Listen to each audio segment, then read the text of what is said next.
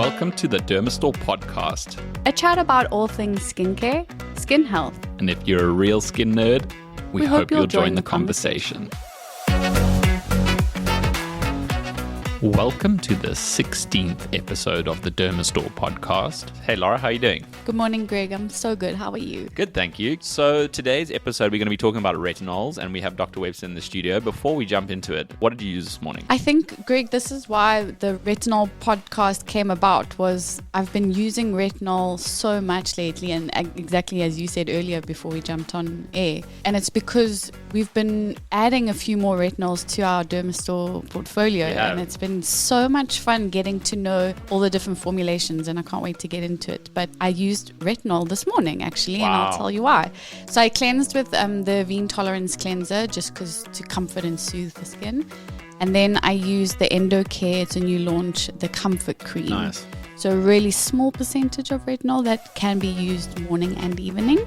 And then I just topped it off with my Mighty Derm GF Vital Dry Skin Moisturizer. That's sold out at the moment. Oh, it's so good. Is it good? No, it's so good. And then sunscreen. What did you get up to? So very easy. I just used the Kiehl's Ultra Facial Cleanser in the shower this morning. I shaved, and then I did the Feve Hyper Enriching Barrier Cream, which is one of my core staples, especially after shaving. Your skin feels a bit sensitive. Marty D Active D Fluid as I was running out the door. This whole week, and in fact for the last 2 weeks, I've been using a lot of different retinols. It's been interesting to sort of do one different retinol each night. There is a space or a place for different formulations, different types of retinols, and for different skin types, and also for different skin scenarios, skin bonding, going back to things like our customization philosophy. There are retinols like one for all, but I think now developers are getting smart because they're starting to segment retinols for different concerns, which is actually very clever. We know retinol can do a lot, but finding your unique retinol for your specific skin, that is a possibility now. It's not just one formulation. And also the team and I are doing one, we're trying to get into like winter retinol, so a little bit more of an aggressive retinol approach because we're less outdoors, that sort of thing. It's a great time. Yeah. It's perfect and time. then, find a more synergistic retinol for the summertime sort of thing. So we've been playing. It's been fantastic. Okay, well, welcome, Dr. Webster. Thanks for joining us again in the podcast studio. Do you want to kick things off just on a little bit of, let's not get too into the academic history of vitamin A, but do you want to just kick things off on how we got started on retinols in general? Well, basically it all started in about 1971 with Albert Kligman, and he did the research on the original retinoid, which is tretinoin. So in 1971, tretinoin was registered with the FDA.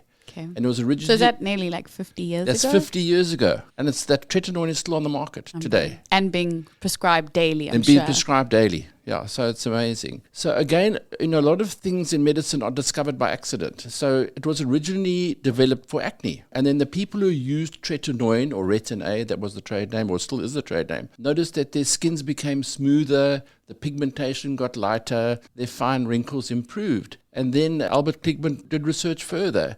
And it's one of the most researched chemicals in the world, or active ingredients. Wow. And then they found that it does in fact help for photoaging, and it helps for pigmentation. It's got many, many benefits. Unbelievable. So it's quite confusing for the layperson to understand. There's so many names. There's retinoic acid, tretinoin, retinol. Can you break it down for us? Sure.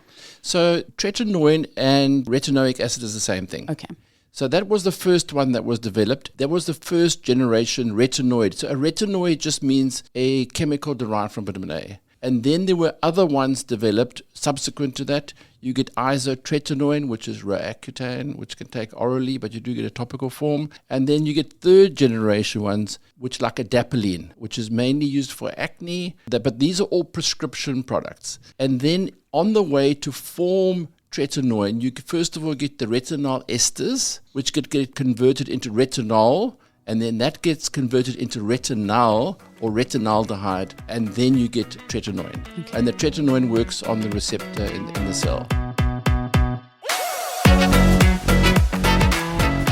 So retinol esters, it goes through quite a conversion process to get to retinoic acid. Exactly. So therefore, it's a lot less aggressive on the skin because it goes through so many conversions. That's right. Okay. The big problem with tretinoin is that it's efficacious, but there are quite a few side effects. It often causes irritation, photosensitivity, and dry, red flaking of the skin. Retinoid dermatitis. And it is a prescription medication, so you can't buy it over the counter. There's a line between retinol or retinaldehyde and retinoic acid or tretinoin. The retinaldehydes or the retinols, you don't need a prescription for, whereas the tretinoin you do need a prescription for. So the retinol, retinaldehyde, those are the cosmeceutical products that we talk about? Yes. Okay, so in aesthetic practices, professional skin therapists are recommending the retinols. And I think the prescription ones, the problem with them is it's only like Retin A cream. It only has tretinoin in it. It doesn't have other ingredients in it. And I think the beauty of the cosmeceuticals is you can have retinol, which can also cause some irritation, but you can add other ingredients in it to make it less irritating. Or you can have the retinol at varying concentrations. You can have a slow-released one or encapsulated one. So I think it's almost like blending wine. You're getting this beautiful product, actually, in the end. That's what Greg said earlier about its customization to your routine. It's skin responding to what your skin needs at that particular time. So if your retinol that has been synergistically blended with panthenol or ceramide, you're talking to what your skin needs. Yeah, I think, having tested quite a few in the time that we've run Dermastore, there's definitely been a strong evolution from straight retinoids to, as you said, encapsulated forms. There's been the derivative forms, and I've sort of got to the point where I can use a retinol every day, even 0.5%. But that process, it takes a bit of time. We wouldn't advise that to a new customer who's never used a retinol before, but your skin gets used to it. So we always say low and slow. Start your retinization process maybe 3 times a week and then build it up. And it's not to say that retinol's for everyone either. Certain retinols are irritating to a sensitive skin, so there are alternatives to that. But ultimately, there isn't anything better than a good retinol. Exactly. We know that. There isn't anything better. What are the skin concerns that retinoids treat? Everything. What doesn't it treat? Yeah. Amazing. So, acne, Okay. photoaging, hyperpigmentation, those are the big ones.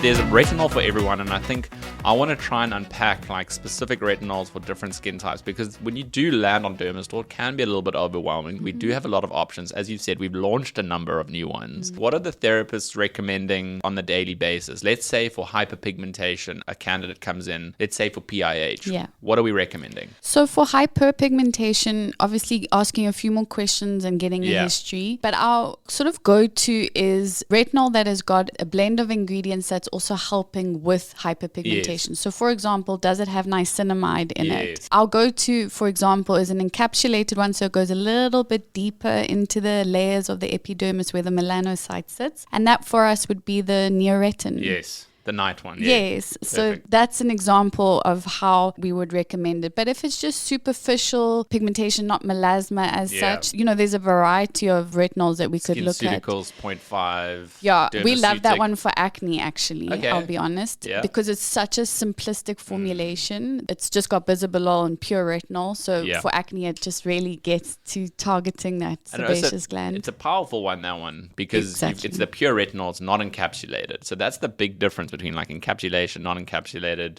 If it's a pure retinol at a concentration, it's only got one sort of ingredient to sort of take that edge off. It's a powerful one. It's very, very strong. I've been loving the Kiehl's ones. So there's 2 Kiehl's ones. There's the Retinol Skin Renewing Daily Microdose Serum, and this contains peptides and ceramides and a precise daily strength concentration of retinol, and I believe the percentage is 0.3. Yeah. So this is lovely. It's more of a serum cream formulation. And then the newer one that we've just launched is the Retinol Fast Released Wrinkle Reducing Night Serum. This one loves their names, eh? Yeah. This one I've been loving actually the most. It's got a really unique, this has been lovely. It's so lightweight. It goes straight into your skin. I haven't had any sensitivity issues. I love it because it's in a pure glycerin base. Yeah. So incredibly hydrating for the skin. And then you just got that boost of retinol. So it is really a booster. I would call it that. I do use the SkinCeuticals one, the 0.5, quite a bit, which we just chatted about. And then we've also just launched 2 new ones from Endocare. That's what I've been using. Yeah, those are very much focused on signs of aging. I love the Endocare ones just because it's really that blend of beautiful ingredients. They've included their SCA, so their snail slime growth factor, but it's got niacinamide in it. It's got bisabolol. And that's what I love about cosmeceuticals, Dr. Webster, is although tretinoin is the king of vitamin A's, retinoids, your patient tolerance, the skin's tolerance, the patient compliance is not always there because it doesn't feel good on the skin, and the skin, the way it responds can be dry, irritating, and sensitizing. So where retinols do so well is because they're giving you a better experience with retinol. Yes, it maybe will take a little bit longer to get your result, but you're going to get a far better result with a healthier skin barrier intact, skin condition is healthy. So what is your thoughts on that? Yeah, definitely. It's no use recommending something if the person's not going to use it, or use it once or twice and say, no, I'm allergic to this, which is an irritant reaction. It's not an allergic reaction. So you got to educate your patient and use a product that they're going to use and enjoy using. You know? Yeah. What are your, let's say, 2 favorite retinols that you like to use? Well, obviously, I've got the prescription ones, but the sort of cosmeceutical one, the one that I like is the Dermastore active retinol 0.5%. Quite strong, so you have to, again, talk to the patient. That's where often I will have the patient sitting in front of me, start it low and slow. I often recommend Monday, Wednesdays and Fridays, so I say for 2 weeks, and then if you're tolerating it, to use it every night time. And I think the important thing, if they should run out of the retinol and they haven't used it for a while, they've got to restart that process again. Yeah, so just keep using it, basically. Just don't stop. Don't run out. Yeah. So that's my favorite. The other one is the Neoretin serum, especially for people with pigmentation, a bit of acne. I've recommended that for a number of years, and I find it extremely well tolerated. I've hardly had anybody that's had a reaction to that, and we get the results. So that's what you want. We want efficacy. In other words, it works well with less side effects. I think the other important point is price point, because retinols are generally on Dermastore, they are quite premium. We have some of the more luxe brands, but excitingly, they are sort of making their way into more affordable everyday products that can be a little bit more accessible in terms of price. For example, CeraVe's just launched their brand new serum retinol for acne. Yeah. That's very exciting, and that's coming onto Dermastore this week, in fact. I think that's the exciting bit, is that they're not only for a certain demographic. Retinols can be used by, again, most people, but find one that works for your skin concerns.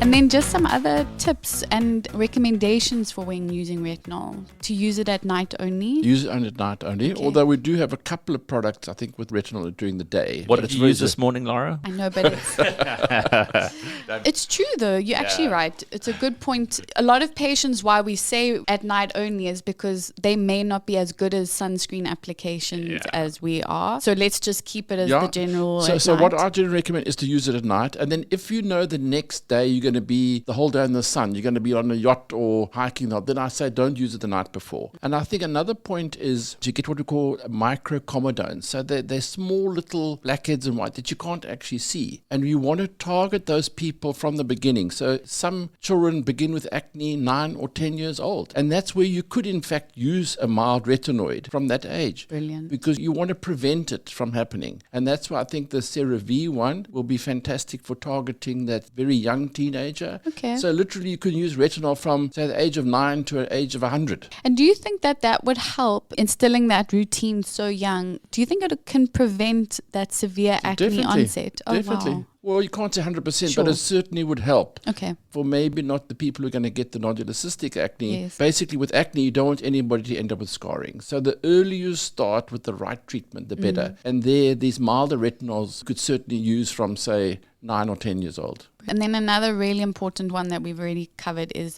to be very good with your high factor broad spectrum sunscreen, just because you are more photosensitive. Basically, you've got new healthy skin resurfacing, so you have to protect it with the sunscreen. And guess what? That's also your best anti-ager too. So if you're targeting anti-aging with a retinol, don't take 2 steps forwards and 1 step back. Sunscreen in the day is just a given. Use it, and then you're winning on both fronts. That's the best advice ever. And then a good moisturizer, Yes, because definitely. that buffers the irritation sometimes that we get. So you've got to make sure that your skin barrier is intact. So look for moisturizers that have the ceramides, that have the emollients in them to just protect that skin. If I'm going to start off somebody on a retinol or retinoid, and I know they might have a more sensitive skin, I might sort of recommend a slightly more gentle cleanser, because you don't want to use a harsh cleanser plus a retinoid. Then you set up for a retinoid reaction. Now, if they've got an atopic background, is say, listen, rather use a cream cleanser, go easy on maybe a toner or things like that. Definitely. So go easy on that. That's a good tip. And then the other thing is this synergy. Again, we talked about products you can combine with the retinol, but the hydroxy acids has been shown to work synergistically with the retinols. That's one of the most popular questions we get actually is, can I use my retinol with? And it's AHAs and vitamin C's. Like, how do they use it? You don't get many products with AHAs and retinol in the same product. You get PHAs, which work very, very well. Again, because it's that mild exfoliating action. But I feel like the two acids probably end up cancelling each other out at some point, but in different products. One in the morning, one in the evening. That's exactly how we would recommend it. So it's different application times. So morning and then retinol at night. Or another way, which Skin Cycling has taught us really nicely, is to use it on alternative evenings. So retinol one night, your AHAs on another night. And then vitamin C we don't really struggle too much with because that is a morning application. Totally. So just to help answer those queries that we sometimes get on Dermastore. One thing I've never really got is like oils and retinol or retinol oils. That doesn't make sense to me. It almost doesn't feel like it's going to get where it needs to go. Be careful on how you choose your retinol. Retinol is like, I think, go back to simplistic formulations that are developed by pharmaceutical aligned companies, simplistic formulations that ultimately are going to deliver it into the skin. There are a lot of brands trying to do things that seems like it's going to work, but don't be disappointed. Go after the things that are proven to work. Yes, and ask for the advice. Again, synergistic ingredients as well. Like we know the Derm shots. You guys have been using that. How have you been finding the Derm shots? The team are obsessed with that product. I think because they're seeing the result, and when I mean by result, there is a slight flaking on the skin, which is actually what Dr. Leslie Bauman has said. You know, that is a good result. That's showing you that your retinol is efficacious. Yeah. But the smoothness, so the skin texture, the refinement, even in the small little hyperpigmentation marks on the skin. Yeah. And that just boils down to a very simplistic, powerful formula with retinol and licorice. That's it. Done. So, Dr. Webster, any final thoughts on retinol for us? Well, I think the whole retinoid group is such a major thing in skincare, whether you're using a prescription one or a non-prescription one. And I think it's, again, down to personalized medicine. You know, you want to find one that suits you and your bank balance, your pocket. I would have said suits you and your skin needs. And I think we've really covered today that retinol covers such a variety of skin concerns, and that if you need help with that navigation, that's what our skin therapists are there for. Absolutely. It's a fundamental. You know, we talk about fundamentals in our skincare. Cleanser, your vitamin C, your antioxidants, a retinol, a sunscreen, a good moisturizer. These are pillars in your skincare routine that if you use them long term, you're going to see amazing results. Thanks again, guys, and we'll catch you next time.